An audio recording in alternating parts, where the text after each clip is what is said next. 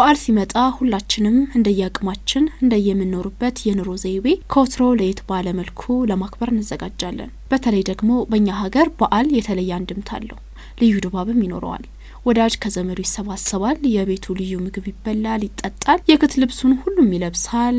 ካለ የሀበሻ ቀሚስ ከሌለም ለበዓል ተብሎ የተቀመጠ ልብስ የዛን ቀን ይለበሳል፣ ይጨፈራል። ታዲያ እንደ ጥምቀትና መስቀል አይነት በዓሎች ደግሞ በክርስቲያኑ ማህበረሰብ በጉጉት የሚጠበቅ የአደባባይ በዓል ነው። ጥምቀት ሃይማኖታዊ በዓል ቢሆንም እንኳ በማህበረሰቡ ባህላዊ አንድምታው ሳይመዝን ቀር አይመስለኝም። ለዛም ይመስለኛል የመተጫጫ ቀን የሚባለው። እንደውም ከነብሂሉ ለጥምቀት ያልሆነ ቀሚስ ይበጣጠስ ሲባል የለ በሀገረኛው። አረ እንደውም የሀገሬ ሎሚ ሁሉ የጥምቀት ይመስለኛል የሚያልቀው። ብቻ ብዙ ቦታ ረገጥኩኝ መሰለኝ። ወደ ጉዳይ ስመጣ አድማጮች እንኳን ለብርሃነ ጥምቀቱ በሰላም አደረሳችሁ። የጥምቀት ዋዜማ እንደመሆኑ አንድ ሀሳብ ብልጭ አለልኝ ወደ አይምሮዬ። ጥምቀት የጎዳና ልጆች እንዴት ያከብራሉ ለምን አልጠየቃቸውም ብዬ ጉዞዬን የመዲናችን እምብርት ወደ ሆነችዋ ፒያሳ መራሁኝ። ፒያሳ ጊዮርጊስ ጀርባ ሸራ ዘርግተው ተጠልለው ወደሚኖሩ ጎዳና ልጆች ጋር ሄድኩኝ። እንግዲህ አድማጮች የጎዳና ልጆች በዓል እንዴት ያሳልፋሉ? ጥምቀትንስ እንዴት ለማሳለፍ አስበዋል? ወደ ጎዳናስ መቼ ወጡ?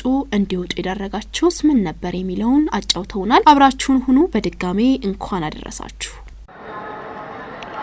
ጤና ይስጥልን አድማጮቻችን፣ ይህ ከሀራምቤ ሬዲዮ 98.7 ጥምቀትን በተመለከተ ከውጪ የሚኖሩ ልጆች ጋር የምናሳልፈውን ቆይታ እንድትከታተሉ እንጋብዛለን። ያን ለማውራት ለመጫወት ፈቃደኛ ስለሆናችሁ እጅግ በጣም አመሰግናለሁ።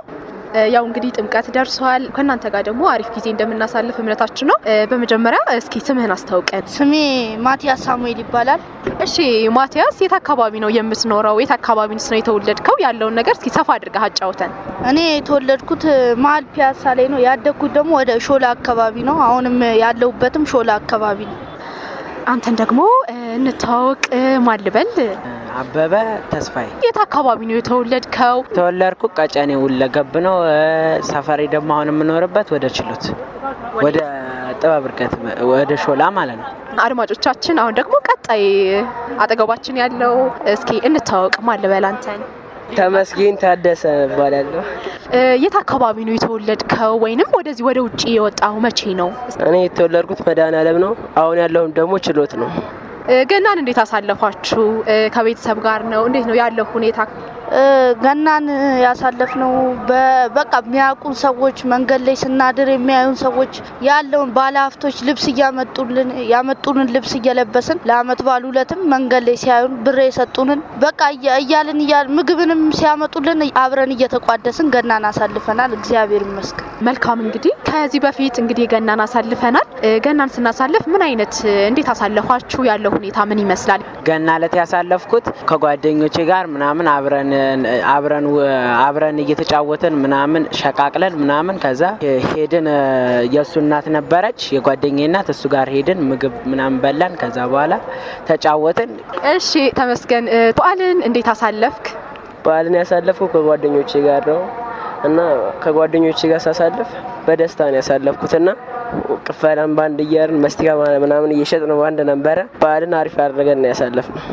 በጣም ደስ ይላል። በጣም አመሰግናለሁ። ጥምቀት የአደባባይ በዓል እንደመሆኑ መጠን እንዴት ልታሳልፉ አሰባችሁ? ዝግጅታችሁስ ምን ይመስላል?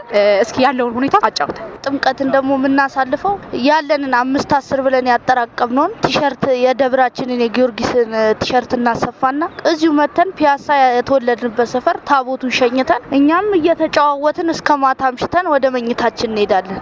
በጣም ደስ ይላል። እንግዲህ እኛም የምንጨዋወተው ከጥምቀት ጋር በተያያዘ ነውና ጥምቀትን ከዚህ በፊት እንዴት ነበር የምታሳልፉት? ከዚህ በፊት ከጓደኞቼ ጋር እንሰራለን ምናምን፣ ሸክምም ካለ እንሰራለን። ከዛ ልብስ ምናምን እናሰፋለን። ከዛ አብረን ሆነን ሄደን ተጫውተን ምናምን ወደ ጃል ሜዳ ታቦት ሸኝተን ምናምን እንመጣለን። በጣም ደስ ይላል። አሁንስ ጥምቀት እንዴት ተጠብቁታላችሁ? ምን አይነት ዝግጅት እያደረጋችሁ ነው? ይሄንን እስኪ አጫውተን። ከጓደኞቼ ጋር ሁላችንም አሁን አንድ አይነት ልብስ አሰፍተን ጃል ሜዳ ሄደን አክብረን ምናምን ከዛ ወደ ማታ ወደ ቤታችን ልንመለስ አረፋፍደን ተጫውተን ትንሽ። እንግዲህ ሰሞኑን እንግዲህ ጥምቀት በዓል ነው ማለት እንችላለንና ጥምቀትን ከማን ጋር ነው የምታሳልፈው? እንዴትስ ነው የምታሳልፈው? ከጓደኞቼ ጋር ነው ልብስ አሰፍተን ምን ሄድ ጃል ሜዳ አብረን እንሄዳለን። ከዛ ማታ ድረስ እስከ 5 ሰዓት እስከ 4 ሰዓት አብረን ሰዓት አንድለን እዛው ልናድርም እንችላለን። ወይም ደግሞ እንመጣለን። እስከ 5 ሰዓት ድረስ አምሽተን ስንጫወት አምሽተን እንገባለን። ስለዚህ በጉጉት የምትጠብቁት በዓል ነው ማለት ነው? አዎ በጣም ደስ ይላል። እንግዲህ የማይረሳ ጊዜ እስኪ በበዓላት ውስጥ የተከሰቱ እናንተ ጋር ምናምን ማትረሳቸው ጊዜ ካሉ ብታጫውተን ብታካፍለን በጣም ደስ ይላል። የማረሳው ጊዜ የሆነ እንደዚህ የፋሲካ ዕለት ከጓደኛዬ ጋር እንደዚህ እየሄድን የሆነ ሰው ነበረ። ከዛ እንደዚህ ቁጭ ብለን እየሸቀልን እንዳለ ኑ ብሎ ተነሱ ብሎ በመኪና ወስዶ ምናምን እቤት አለባብሶን ምናምን ልብስ ቀይሩበት ብሎ ለኔና ለጓደኛዬ 3000 ብር ሰጥቶናል። በጣም ደስ ይላል። ስለዚህ ማመስገንም ትፈልጋለህ? አጠቃላይ ከመተሳሰብ አንፃር አንድ ላይ ስትሆኑ ምናምን እርስ በርሳችሁ ምን ተታሰባላችሁ? አሁን እኛ እርስ በርሳችን 5ም 10ም ካለን እንካፈላለን። አሁን ለምሳሌ ቁርስ እኔ በልቼ እሱ ጓደኛዬ ካልበላ ከምግብ ቤትም ትራፊ አምጥቼ አብረው እንዲበሉ አረጋለሁ። በዚህ መልክ እንካፈላለን ያለን። ወደ ውጪ ለምን ወጣችሁ? እንዴት ወጣችሁ ማቲያስ? እኔ ወደ ውጪ ወጣሁት እናቴና አባቴ ኃይለኛ ጭቅጭቅ ነበረ። አባቴም ጠጥቶ በሚገባ ሰዓት እናቴን ይመታት ነበርና ያ ነገር አይምሮዬን ስለነካኝ እኔም በቃ ውጪን መረጥኩኝ፣ የነሱ ጭቅጭቅ ላለመስማት፣ የነሱን ጸብ ላለመስማት። አሁን ብቻህን ነው ማለት ነው የምትኖረው? አዎ ከጓደኞቼ ጋር ነው የምኖረው ብቻዬን። አበበ እንግዲህ ወደ ውጪ እንድትወጣ የዳረገህ ብለህ የምታስበው ወይንም እንዴት እንደወጣህ ምናምን ብታስረዳን ሰፋ አድርገህ። የኔ ያስወጣኝ ጓደኞቼ ነበሩ፣ ከዚህ በፊት ማለት ነው ጓደኞቼ ነበሩ።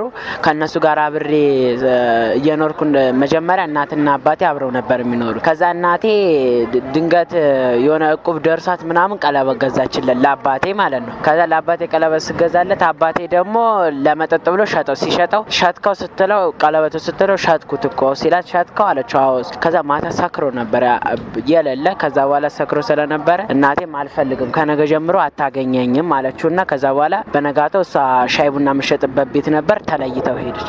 ተለይተው ስትሄድ አባቴና እኔ ታናሽ ወንድሜ እኔና እሷ አንድ ላይ ነው ከአባቴ ጋር ማድረው። ታናሽ እህቴን ወስዳታለች፣ የታናሽ ወንድሜ ታናሽ ማለት ነው። እሷ ራሷ ጋር እያኖረች ወንድሜን እና እኔን ደግሞ እየኖረ እንዳለ እኔ ታክሲ ስሰራ እኔ ያንተን ሆድ አልችልም ብሎ እኔን አባረረኝ። ከቤት ሲያባረረኝ መድኃኔዓለም የሚባል እዛ ሄድኩ። እዛ ቁጭ አልኩ። ከዛ እዛ ታክሲ እየሰራው ነበር። የሆነ ሰዓት ላይ ቃልዬ የምትባላለች፣ እሷም እዚሁ ሰፈር ነች ማለት ነው፣ ፒያሳ እዚሁ። ከዛ እዚህ ነበረች ቃልዬ የምትባል ነበረች። እሷን ሰላም ልላት መጥቼ ወደዚህ።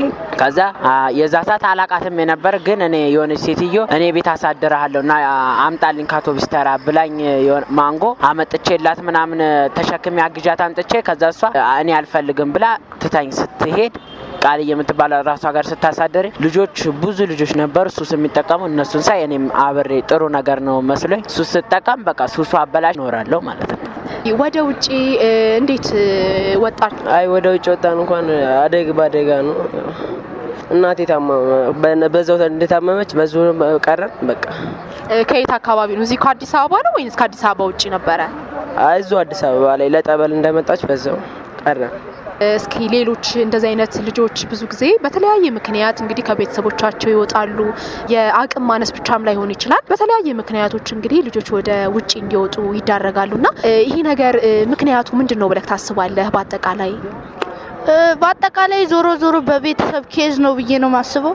ወይ እናትና አባት ተጣልተው ልጁ ካለ እናት ወይ ካለ አባት በአደጋ ምክንያት ላይኖር ስለሚችል፣ ሁለተኛ ከእናትየው ጋር እየኖረ ሌላ ባል አግብታ ስትኖር የእንጀራ አባቱ የሚጨቁነው ልጅ ከሆነ እንደዛ ብዬ አስባለሁ።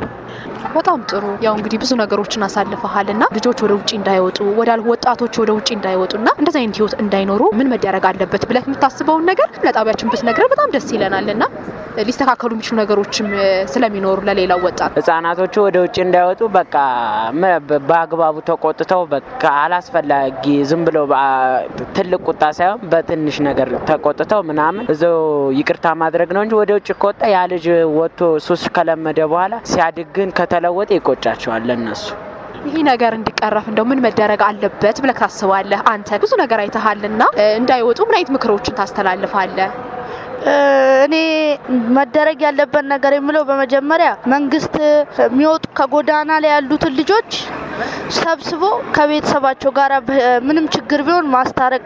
ሁለተኛ ነገር ደግሞ ከጎዳና ማንሳት፣ ቤተሰብ የሌላቸው ልጆች ከጎዳና ቢያነሳላሉ እና ለቤት ውስጥ ላሉ ከቤተሰብ ጭቆና የሚደርስባቸው ደግሞ በተቻላቸው አቅም እንደኛ ጎዳናን እንዳያዩ በሴቶችና ህጻናት ሆነ በምን ሆነ በቤተሰብ ስቃይ ከሆነ እዛ ሄደው ብቻ በቃ በምንም ምክንያት ከቤት እንዳይወጡላሉ በአጠቃላይ። እሺ በመጨረሻ እንኳን አደረሳችሁ የምትለው መልእክት ካለ ማስተላለፍ ትችላለህ?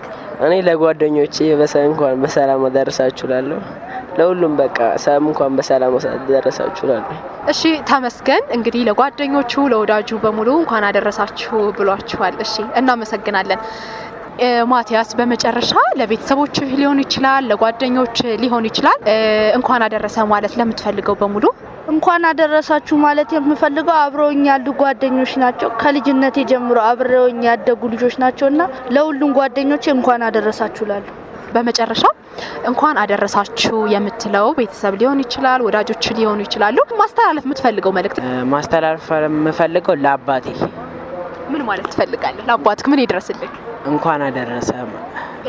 እሺ እንግዲህ አበበ አባቱን ባለበት ሁሉ መልካም ምኞቱን ገልጿል። እንኳን አደረሰክ ብሎካል። እናመሰግናለን። አድማጮች ቆይታችን ይህን ይመስል ነበረ። በዓልን ስናሳልፍ የኛን እጅ የሚጠብቁ ብዙ ናቸውና ከወዳጅ ዘመድ ከመገባበዝ አልፈን መጠለያ ለሌላቸው ልጆች የተቻለንን ለማድረግ ቀና ልብ ይኑረን መልእክታችን ነው።